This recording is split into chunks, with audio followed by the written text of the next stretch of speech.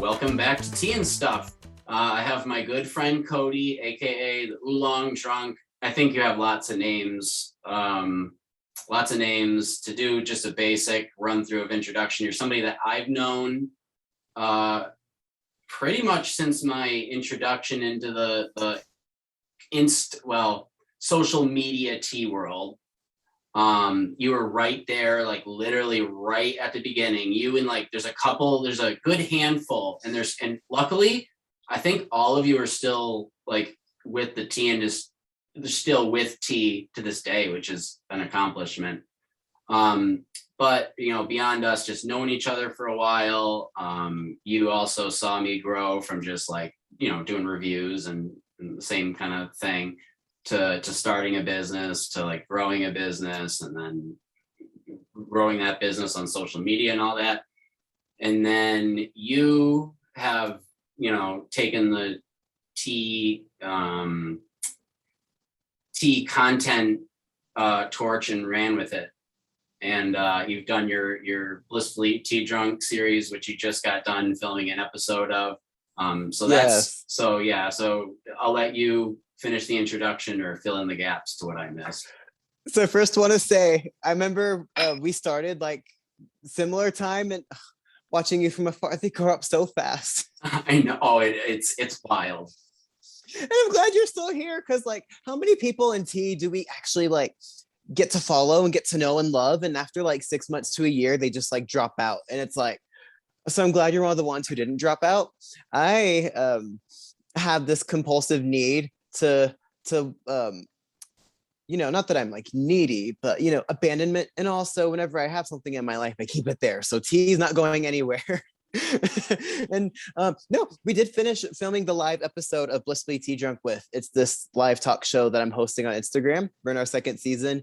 And today we drank wine and tea pairing, and we had tea time with Karen. I was wearing a wig. I was playing a character. So we get pretty zany on the show.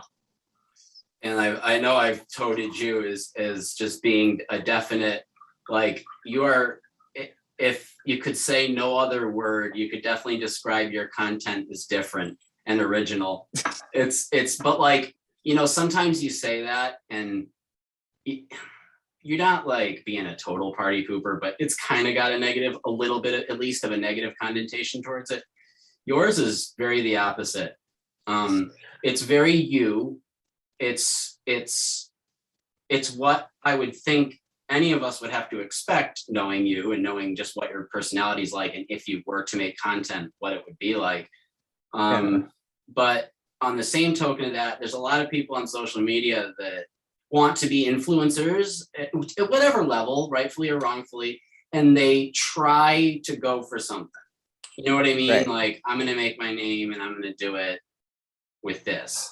Well, like, I know, like, my handle is like, or part of like my name is like the Blissfully Tea Drink, like Blissfully Tea Drunk. And I know on Instagram I'm like the Tea Drunk Lunatic. So it's kind of where I like to fall in, I think. It's a good little area. But like, so some people go for what you're doing, or you could say I'm doing, or what some other people are doing. And you see it and it's different for sure. It's original for sure, but you're looking at it and it still just doesn't feel right. Like yours just feels right. Like you watch it and you're also, because you've been around for a long time, you just like me have acquired so many friends over the years, and not only so many, but like interesting people. So I'm sure just like me deciding to start the podcast, I'm sure around the same time were like, hey, I got a personality. I got a place here in the tea world. Like there's a use for, like you see an applicable utilization for you in the industry, if you will. So yeah, go ahead. It's actually interesting because I never, when getting into tea blogging, it's not, I definitely see what you mean. There are people who get in it and they see it's like a fun niche. And I think that's kind of why so many of my favorites have dropped off over the years, because they kind of see it and they go into it and they're like, oh, like I'm going to be this this person has several thousand followers. I'm going to get several thousand followers and be a personality and have fun. But that's, I guess, like, they're not going in it for the love of tea. They're going in it for the love of the media aspect with tea. So that's like where I see that they drop off. And it's kind of funny because I don't think about stuff in retrospect except for all the time, because as a writer, I overthink everything literally all the time. I forget about it until I'm reminded. And I was just yesterday, I talked with a friend about a tea friend that I grew to be very close to, beyond what I thought was just a tea friendship. Like, I really thought we had bonded and become very close with each other, related about a lot of same life struggles and stuff. And all of a sudden, I can't get too specific, but the person ended up just deciding tea wasn't for them. And I messaged them and I said, I'll be respectful of that. Like, it was there for you when you needed it, and it doesn't mean you have to do it forever. But I was like, obviously, let's still continue our friendship. And it's like, yeah, and then they never hear from him again. Well, it's kind of funny because I don't think about this kind of stuff until like in retrospect, when I overthink things. And like, it's kind of funny because I have a friend that's like that. Her name is Jordan, Teetography. We met each other, our tea journeys and our paths like crossed. And she was kind of at the tail end of her journey, and she was in it for a while, but I was kind of at the beginning of my journey. So when my life kind of scurried off in one direction, our journeys no longer crossed, or our paths never crossed. So she's still there, and she kind of left her social media up as a reminder and as for fun, like for anyone who wants to go back and remember. But I don't know, she was in it because she loved the passion of it. And it's not very often like my friend Jordan, where like they get into tea and they love it and like they have a passion for it, where they drop out. It's not very common. But when they do, it's like you see that light burn out and you're like, they were so special, Yeah. And like some of them, like, you can keep that relationship beyond tea, but some people, it's like when that part of it ends, like it all ends, like they just kind of move on rather than like grow with or from it. You know what I mean? Like they just decide to put it away and not pick it, consciously deciding to not pick it back up again. So it's like seeing your boss outside of work and they're like, I'm off the clock, you don't talk to me now. Like, well, let's see you if you want to talk in the office. Like, it's like people are like that with tea. They're like, oh, you were in the tea community. They're like, well, like, this is weird, I'm not in tea anymore. Like, it's like, don't be weird, we're still friends. Like, if I saw you like at a restaurant, we don't have to be drinking tea. Like, I would like bombard you and pull up a chair to your table and invite myself and just like eat food and dominate the conversation rudely. Like, it wouldn't have to be over tea. I know. So I mean, it happens. And I also like to, again, there is a good amount of people that respectfully leave the hobby, and it just, like I said, it was there for them when it was applicable in their life, but then they got to a point where it just wasn't like as crucial to them anymore. So they decided to move on. So it's like, it's not like I damn every person that stopped drinking gong fu daily. But yeah, so another question I have to ask is, obviously you're obsessed with an artist named, oh my God, Lana Del Rey, right? No, so I didn't. Oh yeah. I dead seriously, because like I knew I wanted to ask you about this, but then as I was asking it in my head, I was like, holy crap, are you gonna say the name right? So obviously it's an artist that you're obsessed with. What do you mean say the name right? Everyone should know how to say God's name correctly. What is the ultra fascination with it? Like, I mean, the ultraviolet. No, where did it come from? Like, why, beyond other, like, because there's lots of like artists that become big that you can really respect for certain reasons and really get behind. But it really, like, at first I was like, who the hell is this? And I was like, oh, he talks about her a lot. But then it's like, oh no, like you're genuine, like really, really big fan of this person. And I was like, I wonder just what was like, why? Okay, not to say you shouldn't be. And she sings about daddy issues, and I'm gay, so inherently I have daddy issues. So that's where it starts. I mean, no. Okay, my serious answer is so like so like I want to go back. I'm not like a crazy, despite my scream a second ago, I'm not like a crazy like stan. If I were to see her in person, I would be respectful and like, Yeah. ask to take a million selfies with her. No, but like I'm one of those people, like I feel like I have a good healthy boundary with my fandom of like music, for instance, where they're still people. So I want to go back and say I'm not like that. I think it's more of like I put on more than I really am, like crazy about it in my, but no, I just love her artistry because I've had I had some trauma in my teenage years going into my early adulthood, and I listened to her album Ultraviolence, and I'd heard her Born to Die stuff like video games and stuff, and I thought like, oh, that's nice, and just like any other artist. But I heard the album Ultraviolence, and it made me cry 3 times. I did not expect it. That album was produced by the Black Keys, and they recorded it live over the course of 6 weeks. So she sang about a lot of issues that artists at the time, at the time you had like the Black Eyed Peas, you had the house music, you had Skrillex, it's like, yeah, we go hard. And then like, So this was, she came out, what, 2006 to 12, 10? 12? I Yeah, want to say okay. 2012 was, she did video games. So you have like the Black Eyed Peas and you have like the house rage, Yeah. like, yeah, like Skrillex. And you have her doing this like very moody, very atmospheric, slow, very, very slow music. And it just resonated. It was refreshing, and something to be like dark, like deep, moody, and depressing. It's not typically refreshing, but in music, it was refreshing. But I was like, oh, she's nice, but she did Ultraviolence, and I cried 3 times listening to that album because it just hit. She sings about stuff that we all feel, some like that, because But you like don't feel traumas. like, but it's not you don't, or less, with the music you listen to, it's not necessarily a topic that gets brought up a whole No, lot. I don't think the thing she sings about is something that's brought up commonly in the mainstream. For instance, she has a song called Ultraviolence, and it's believed that she's singing about her previous addiction to alcohol, where she says, um, like, Jack, he hit me and it felt like true love, and he hit me, it felt like a kiss, and people are like, oh, that's like abuse, but reality, she's singing about someone that was toxic for her that she loved, along with her addiction to alcohol when she was a teenager. I'm like, Ah. so like when you hear that, like I grew up and my dad passed away when I was an early teenager, and there was a lot of hatred, there's a lot of confusion and anger mixed in with his passing. So for her to sing about something that was toxic and convoluted and made it sound relatable and make it make sense is how I connected to that. Oh, well, yeah, that answered the press question pretty well. I'm trying to think of like what artist, funny, oh my God, this is kind of a funny one. No, in no way am I saying that this artist is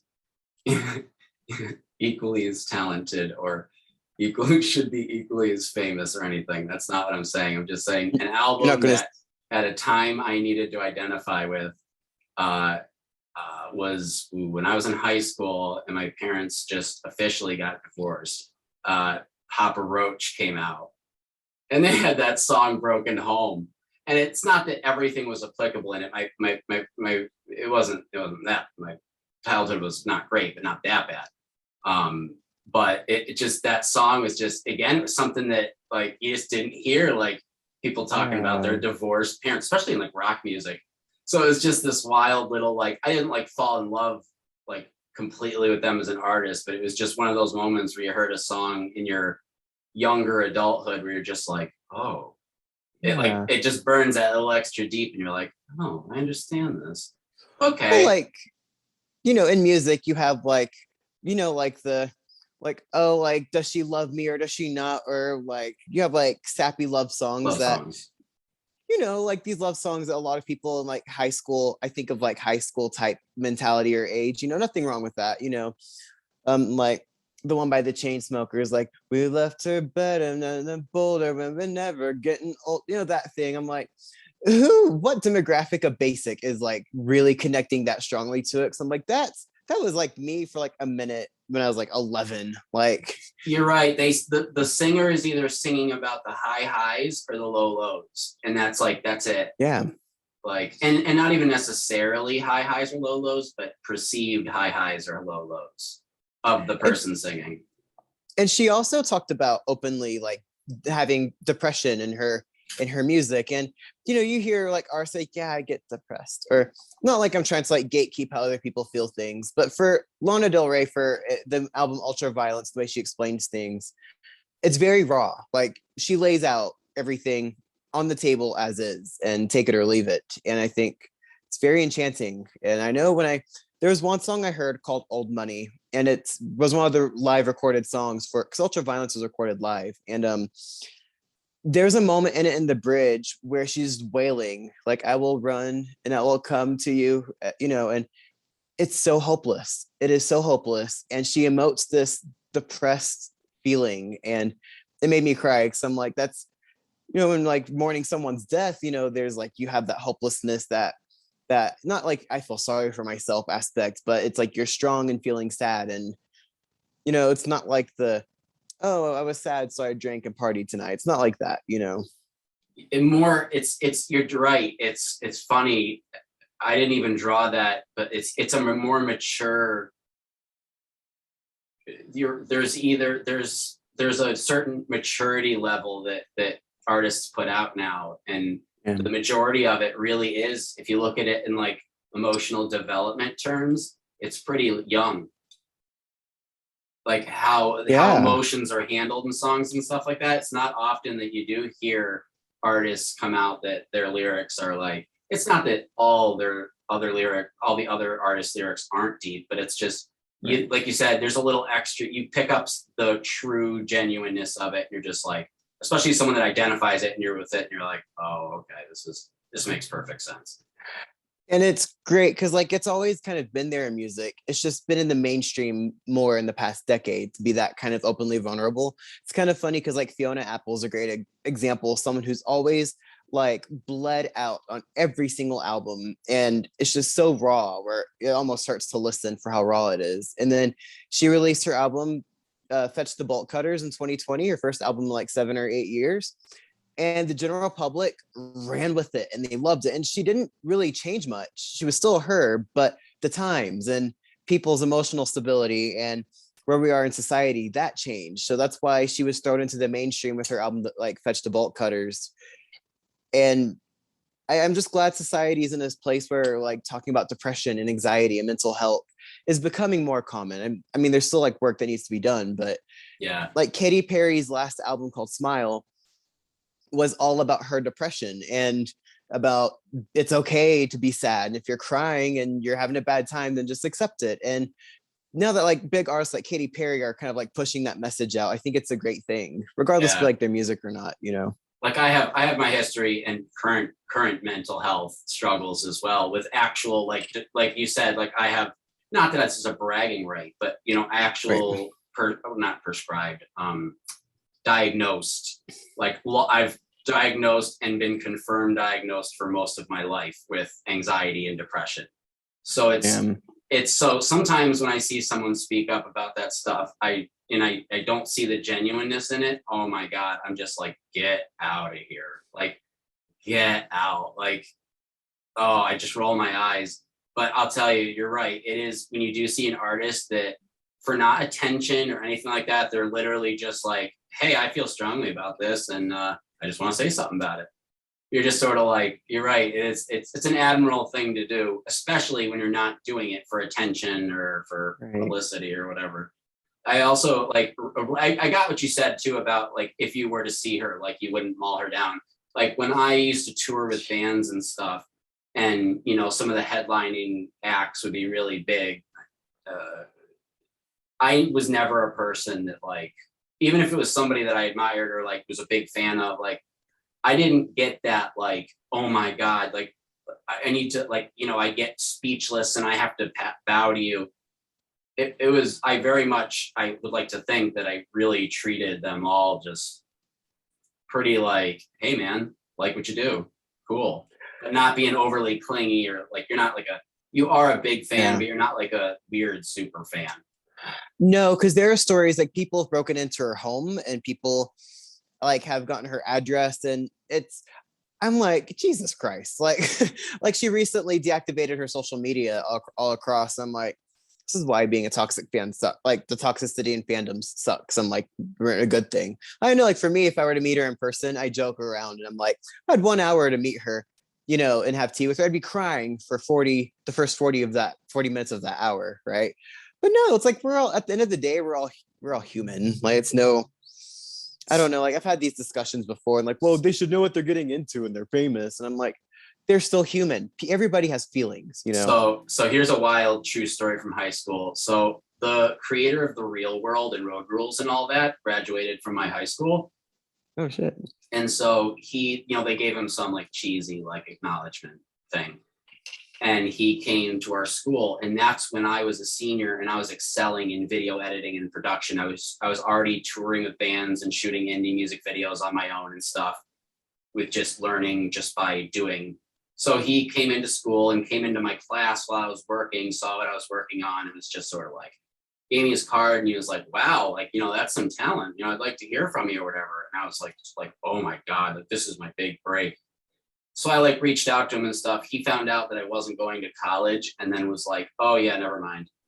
We only accept people that are pursuing their dreams, like scholastically. And I was like, well, if that ain't a how do you do? So time passes, and then I get an email from him after maybe a year or so, even later, which is, you know, why the hell would I hear from him again? He says, hey, so they're casting for the new season of The Real World, and the town, you know, Syracuse, they're doing castings there. He goes, if it's something that you think that you'd want to do, he's like, I could, you know, give you like almost like a recommendation about it. But in the email he says, but if you're interested, we need to seriously talk at length about it. And so I messaged him back. I'm like, hey, you know what? That was kind of a weird, cryptic end of the message. What's that about? And he's like, you just need to understand that if this is something you want to do, that we get sued by almost everybody that's on our show. Whether it truly was an editing trick or wasn't, he goes, everybody sees how they look on TV, and whether it's how it really is or isn't, fabricated or not, people get mad, and they're like, and lives get ruined. And so he was like, you know, and that was my first sort of like, oh, like red being flag, famous. red Right. flag. like, oh, maybe being famous wouldn't be that awesome. Like, it's funny. I've had a few celebrity encounters myself, and one of my favorite ones was Nick Jonas. I met him one night. It was at the midnight premiere to forgot which Spider-Man it was, but it was the one where it was Andrew Garfield and Emma Stone. It was like the first one that they were in. I went to midnight premiere, and I was gonna go see the regular one, but it sold out. That's back when like movies had midnight premieres, and I'm like, okay, well, I'll see the 3D one. So there's a few tickets left. So I went to the midnight premiere to the 3D one, and you know, like in the theater before like the lounge thing, where you like prop your feet up in the seat in front of you if no one's there, just like footrest, right? oh yeah. So I was doing that. Had my footrest propped up on that seat, and there was a guy that came up beside me. And granted, I lived in a Texas suburb, and generally like Disney stars are from that area. Like Demi Lovato was in the same dance class as my sister before she went off to Camp Rock. So like I've seen Selena Gomez in Grand Prairie before, and Justin Bieber just spotted them at a Cracker Barrel. But anyways, so yeah, so I see this, there's a guy, he's like, hey dude, like, are you saving that seat in front of you for anybody? And I'm like, you know, on my phone, I'm like, no, like take it. So I move my feet down. I'm like, well, damn, there goes my footrest, you know? So I see the back of this guy and this little kid and this older gentleman. They sit directly in front of me. And there's a girl next to me. I don't know who she was, but she was like, and I'm like, oh my God, like calm down. Like, what the fuck? Like, do you need help? Like something's happening. Like something's happened. She's like, you talked to Nick Jonas. Oh my God, you talked to Nick Jonas. And I'm like, staring at the back of his head, and I'm like, yeah, right. Like there's like 10 Justin Biebers here. Like, get over yourself, whatever, you know. So I went down to the bathroom before the movie started, and I was walking up the steps, and I'm like, Nick Jonas bullshit, you know. So I stopped at the step where he's at, and I look down, and he looks up. He's like, I'm like, oh snap, it is Nick Jonas. He's like, hey. I'm like, hi. And I awkwardly went back to my seat and I'm like, oh my God, that was Nick Jonas. But it was kind of funny because at the end of the movie, but when the lights are still dark, when the credits are rolling, they dart. It was him and his brother Frankie and his father. They all dart out the back door. And like the lights come on, and there's a woman like 8 rows in front of me. She stands up in the theater, like, and screams, well, where is he? And the whole theater burst out laughing. So everyone in the theater knew he was there. Like who gave this one lady the tip? But like the whole theater knew though. Yeah. I'm like, how miserable. Yeah. That's it. That's like really like, you think about like even if you're not a huge star, like you can just be regionally famous and have that crap happen. Like I knew bands that were on labels and they were like big bands, but they weren't on the radio. Like they didn't get like mainstream play, but they were still really big bands. They would have to quit jobs because people would find out where they worked and would come bombard them at work, to the point where their manager would get, you know, like say it was like a food place and there's a bunch of people just coming in, not buying anything and taking pictures of your one employee while they're trying to cash other customers out. You got to let that employee go, you know? Like, so it's a true double-edged sword. A lot of people, especially a lot of younger kids now, to date myself, that all just, you ask them, what do they want to do when they get older? And a lot of them, it's like, just be famous. Yeah. And you're like, well, wait, oh, cool. But be right. But be famous for what? Like, do you want to be like a basketball or, no, I just want to be famous. Like, so and so. Kind of funny. Because like with the T blog, I know it was never my intent. It's kind of like everything I did on the T blog, I fell upward into it. So it's like I never had any intent other than I started when I saw Bitter Leaf Teas had a tea cake and it was like $60. And I'm like, who can spend 60 on a tea cake? But like later, I'm like, oh, that's probably nothing now. But I messaged them like, so how can I get it at a discount? There's something on the lines of like, if you review it, maybe we can work a deal. So I'm like, I'll go start a blog and I'll just review it. And like, I'll never do it again. And then it's like that how it starts. It's like always going upward, you know? That's the same thing that happened with me. Same thing. Right. So like it was like I was seeking, like I went to the Houston Tea Festival, for instance, one year, and I weaved in and out. No one knew anything. I didn't like, someone's like, the oolong drunk is speaking, like, who the hell is that? You know? And that was great. I loved it. And it wasn't until like on social media, like a year or two later, I was reaching my 1,000th photo on Instagram. I wanted to celebrate, because like my 1,000th photo on social media, I want to do a photo of me. Because at the time, a lot of people were like, she's a blogger. Like I was a she, you know, so no one knew I kept that very separate. So on my 1,000th post, I'm like, photo of me. And like maybe like 7 days later, after posting the photo of me, I went to the Kansas City Tea Festival, Midwest Tea Fest, and nearly every other booth was like, oh hey, that's the oolong drunk. And at first I was like, ugh. Yeah. After the 10th time, I was like bugged. I'm like, can y'all like you know, I looked at a booth like, oh hey, is that Cody? I'm like, yeah, like, get me out of here. Yeah, it's like, and I saw it happen, so I can vouch for it. But I was organic the same. Like I have no retail experience. I didn't ever want to start a store. I just got really, really addicted to tea and connected to good farmers, and in order to fund my own habits and then plus get money generating, it was like, well, then I'll just sell it to people, and I want to share it. So it's like, if I have a connection to really good tea, well, I don't want to just drink all that tea myself. Like, what good is that? Like, I want to tell people about it. And once you tell people about it, then FOMO sits in, and then they need to have it. So it gets in there. Let me get into, I wrote down, so I was like, what am I going to do for Cody's live? Or not live, shifting gears, podcast. I was like, what can I do? And I was like when I talk to people, well, yeah, like when I talk to people too, they're like, what are we going to get with him this time? Because they're like, he's going to say something like we have to apologize for later. I'm like, like, is he going to open his mouth too much? Like, yes. I played it relatively safe. I'll start with one that's we've already kind of talked about, celebrities and stuff like that. So it's kind of a good one. Is what celebrity would you most like to meet and do tea with.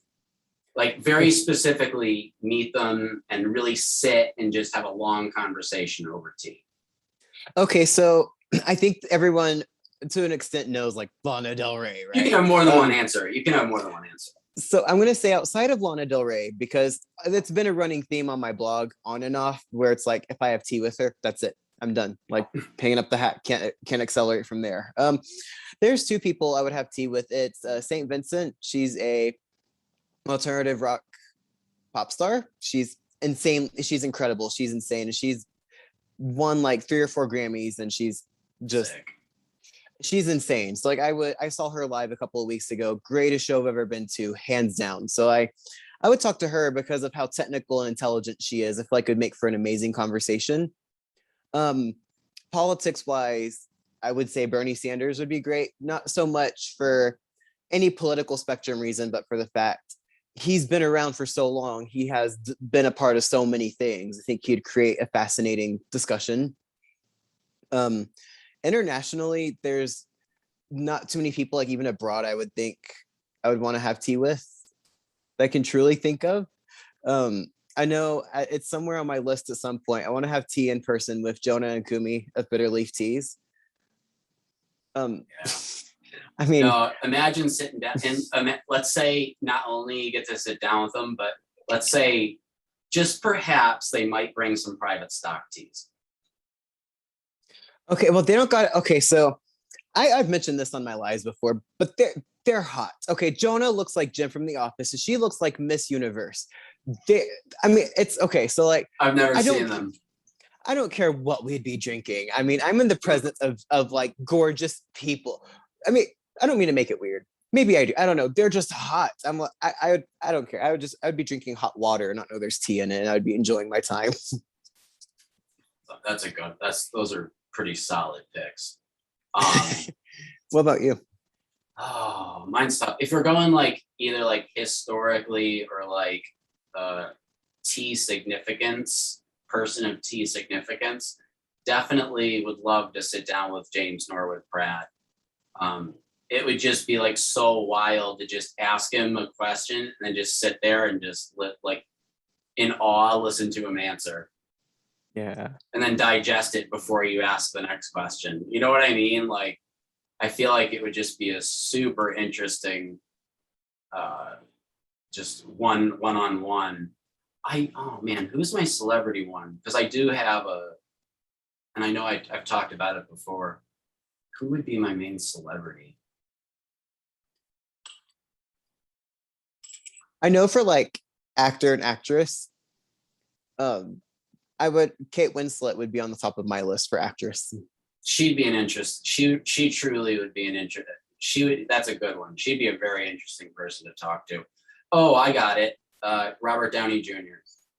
Oh, hands down. Oh, yes. Dude. So earlier you're freaking talking about Lana Del Rey and your connection to that. And I was trying to think of like, I have someone, like there is someone who's like my soul brother that is a successful person, kind of had a story like my own.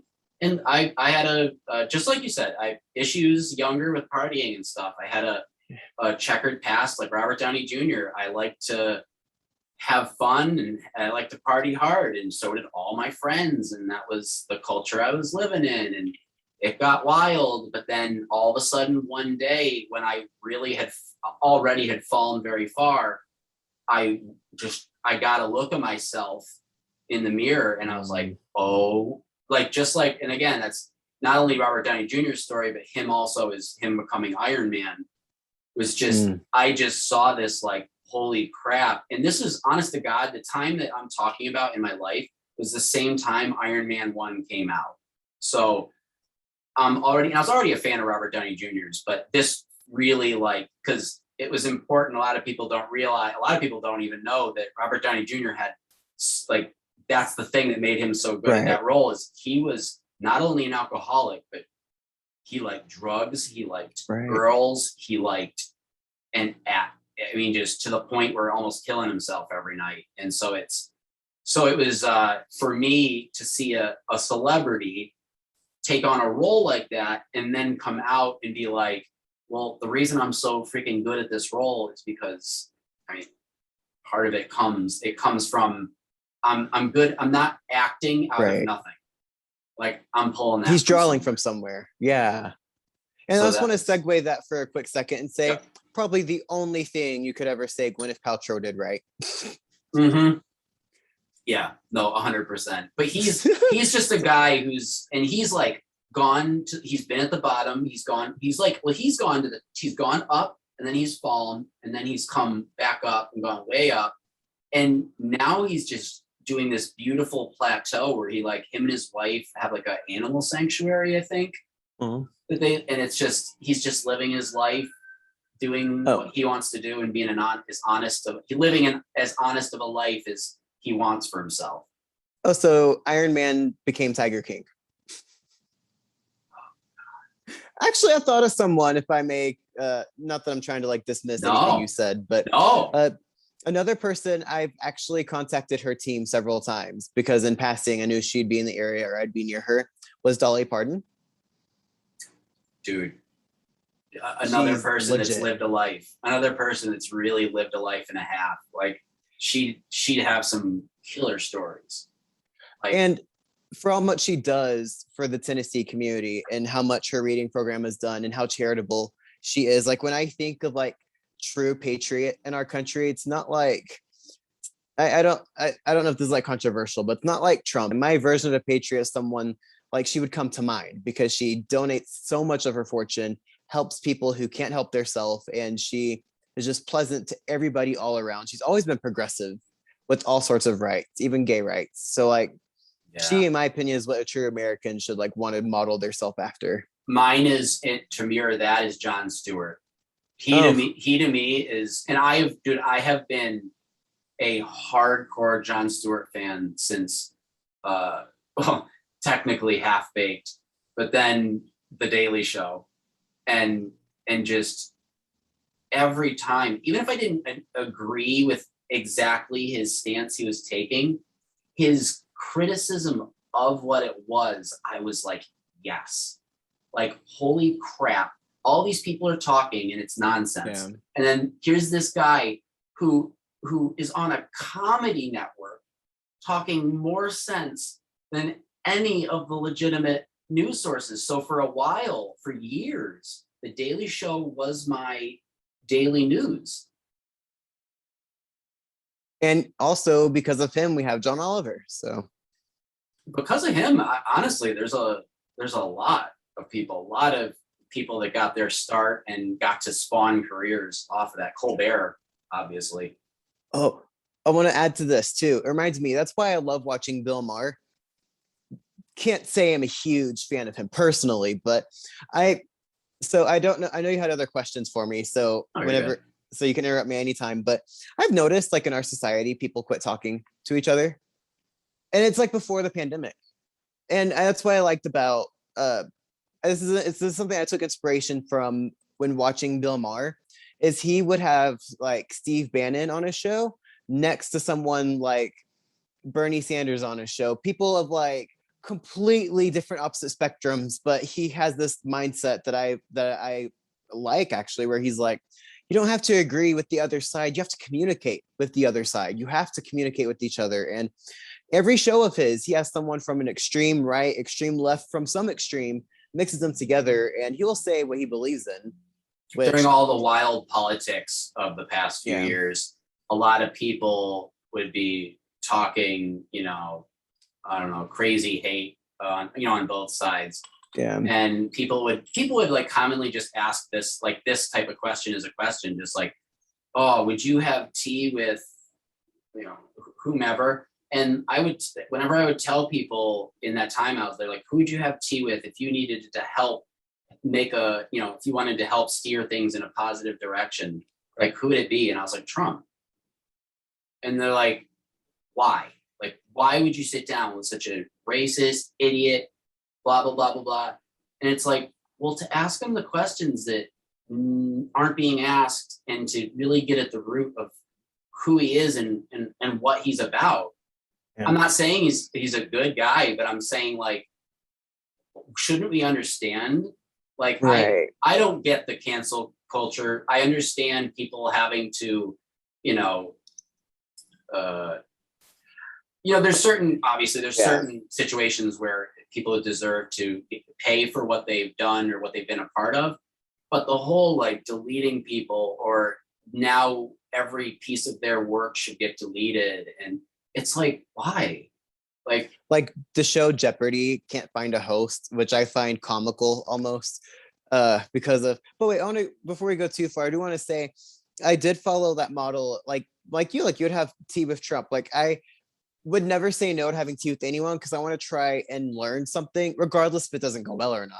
And I try to copy that. In the season 2 premiere of my talk show, I had Mayleaf on as my first main guest. I interviewed him, and after I said that, I had 40 people unfollow me. I had 10 angry messages. How dare you? He's Chinese herbal. Like, you're against that kind of stuff. Like, you're turning your back. And then I had another 10 messages outside of the 10 hate ones. I had 10 other ones that were like, Cody, we like you, but we also like Mayleaf. Like, be nice. Like, remember, he's our friend too. And I'm like, it's like, it was kind of funny how much of that mixed reaction was, but I had him on and I was critical, but I wasn't like trying to cancel him. I was critical. I try to ask critical thinking type questions, right? And I felt like I understood him better, and I felt like we had a connection. And I may not see eye to eye with him on everything, but my God, like I made a friend out of it, or else oh, I absolutely. feel like I made a connection out of it, and I wouldn't have otherwise if I didn't stay open-minded. And he was open-minded to joining my show, and he knows how I am. Yeah. You know, he's a friend of mine. And I have had to as well. Sometimes I've had to step in on conversations, or people have been going off to me, and I've had to be like, just so you know where I stand on this issue. And it's like, yeah. A lot of people have been like, oh, well, why are you so fond of them? And why have you backed them so much? And it's like, well, because anytime there's been any of this confusion, and I've been like, yeah, hey, what's up with that? And I've reached out to him and I've been like, hey, what's up with this? I'm hearing this, this, and this. Not like in a jerk, like accusational reporter type way, like getting his word on it. Right. Just asking him. And every single time he had a extremely valid and not only well thought out, but you listen to the reasoning and you go, that reasoning makes perfect sense. Right. Like, so it's not right or wrong. It's not always right, but it's, there's a lot of really crazy, not even just towards him. He's a big target because of the amount of content he puts out, and which automatically, as I have unfortunately found out, it makes you somewhat of a personality, like whether you want to be or not. And I'm sure that if he were able, same as me, if he were able to have somebody under him do all his videos for him, still be his company, not like he slacks off and doesn't do anything. The company is still the company. All the ethics are still there. Everybody's just as in tune, but it's somebody else's face who like has to do the showtime to set up and do these videos. He would do it. I would do it. Like if there's a way to do it without sacrificing your connection to the company. But kind of like back to your cancel culture thing, I wanted to touch base on that because I've always felt conflicted on cancel culture. I think there's extremes in everything, but as someone who is a gay man in this country, cancel culture got Harvey Milk, and cancel culture got Ellen DeGeneres, and cancel culture got my rights taken away to be able to get married or to sue a company if they discriminate me against being gay. So, I mean, cancel culture has been after gay people for so long. So now like things are becoming more equal and cancel culture is becoming more predominant, not just in law, but like in media, but on social media. A part of me is like, well, if someone says something homophobic, I'm like, one, like I like tough shit. But then also I'm like, at the same time too, like there's also like an extreme to it too. Like I noticed a lot of universities are doing like Black only dorms or Black only, like some universities are proposing Black only gyms. And it's like a lot of these movements, like to me, that's like reverse segregation. I'm like, we can't be so woke and so correct that now we're going back to segregation because, screw the other side. Like how there's like now a second national anthem in America. There's like, the original national anthem. Now there's a second one for for Indigenous people, BLM, and like even for gay rights, there's a gay national anthem that I've seen pop up, and I'm like, if we changed, like I've seen this point be made before, like why not just change the national anthem? Like we're supposed to be in it together, like being, I'm more than happy to want to sit and educate someone on gay rights and gay issues, because if I were to sit there and say like, well, screw off, that's separating us more. That's not helping someone understand gay issues. Like I don't want to segregate myself from society more than I've already been, Yeah. And I find the people that are shouting the loudest in the cancel culture are people that fear being canceled themselves. Like a lot of those people that are like screaming the loudest aren't the people that are like often very actually affected by the issue. It's often somebody who's speaking for someone else. And a lot of people are like, well, if you were sick or you were disabled, wouldn't you want someone to speak for you? I'm a type 1 diabetic. Let me tell you, not a single diabetic joke bothers me, even if it was said at me with derogatorily. And if somebody is like, let's say you're at a comedy show and a comedian is just telling diabetic joke after diabetic joke, I would never want you and don't need you to stand up for me and tell that person they need to shut up on my behalf. Right. Like I was in a friend group and I made a gay joke once. They're like, oh, Cody, that's homophobic. And I'm like, haha, guess what? It's like, why are you a straight person telling me I'm homophobe? If I'm gay and I'm not there's so many times I've had people do that too. Like they're offended on behalf of gays. Like, I'm so offended over what they did. Like, what do you think? I'm like, you're straight. Like if I need help and I want someone to help advocate for me, I'll let you know. But I'm right. Like, don't be upset for me first. Like wait and get my reaction first. Like there's situations like if like you're a friend of mine and somebody who we socialize with is just nonstop bashing you, and they sort of just go, hey man, like come on, I'm friends with them. Like that type of thing, I guess I wouldn't mind, but it's also not needed. Like I really don't need people to stick up for me. I mean, again, there's two sides to everything. There are certain people out there that kind of do need people to speak up for them, whether they can't themselves or are afraid to, or there's a million. But like my main thing is like the other thing that I just, if we're talking about just that stuff that goes too far, my wife and I one morning got up and we were talking about an It's Always Sunny episode. And we're like, oh God, yeah, put that on. We go pull it up and we noticed that a bunch of episodes are just gone.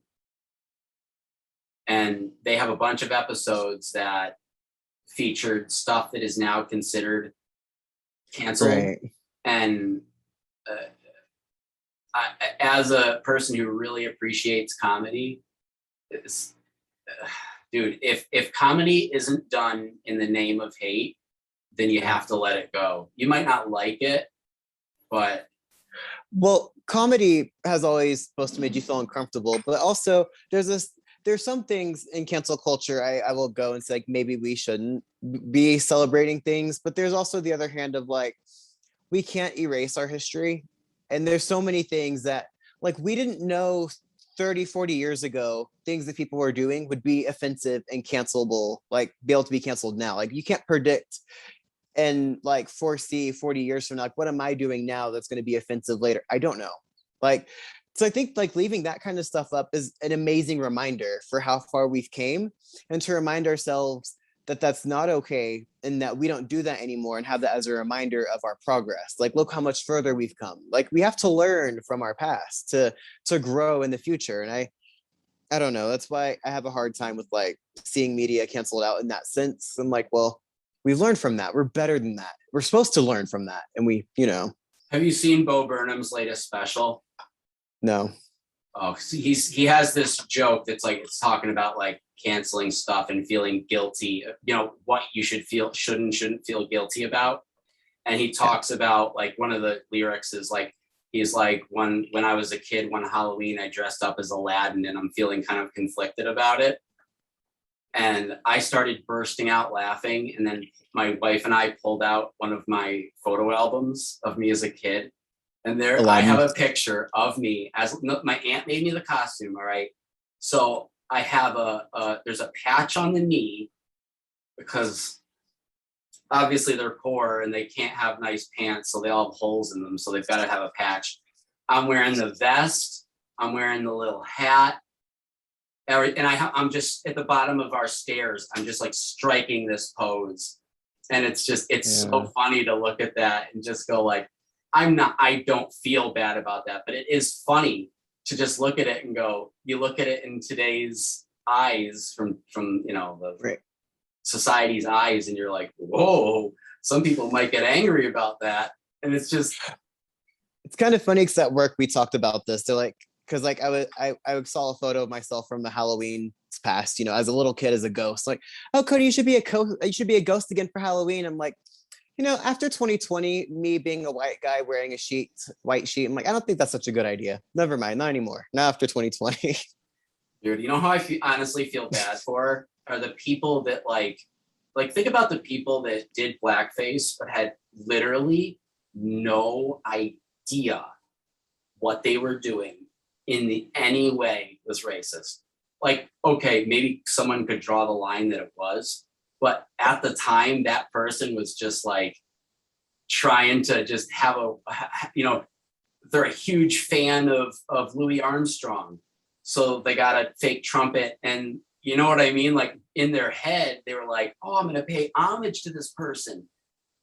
But they didn't see that covering themselves in paint was probably just not a smart thing to do.